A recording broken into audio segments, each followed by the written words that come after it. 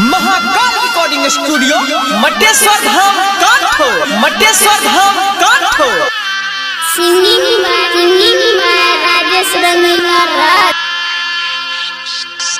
जाई ससुरबा जान लगाई के फेर लवली अगे हमारा के ठगली जाई ससुरबा जान लगाई के फेर लवली अगे हमारा के ठगली हे बाबू सोना के काला कहबै गे ठगली हे बाबू सोना के काला कहबै पगली जाई ससुरबा जान लगाई के फेर लवली अगे हमारा के ठगली हे बाबू सोना के काला कहबै गे पगली हे बाबू सोना के काला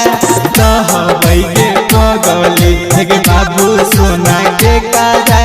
कहबै गे पगली विकास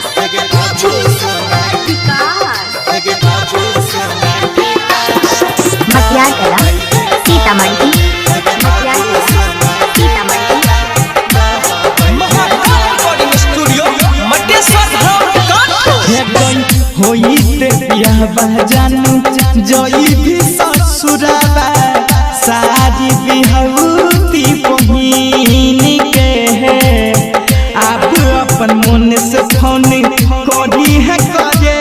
जाई छी त तोरा बहिन के गे किया ना बन गेलही तू भगनी गे किया ना बन गेलही तू भगनी हे बाबू सोना के कारा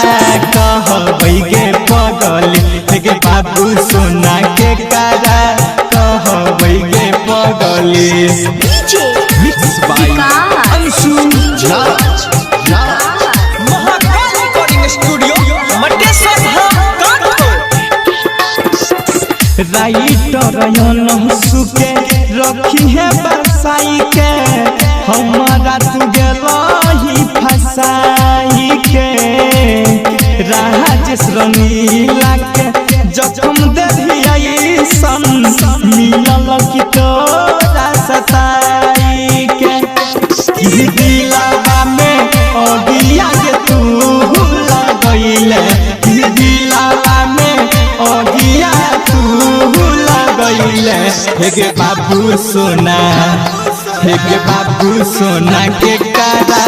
कहबै गे पगली हे बाबू सोना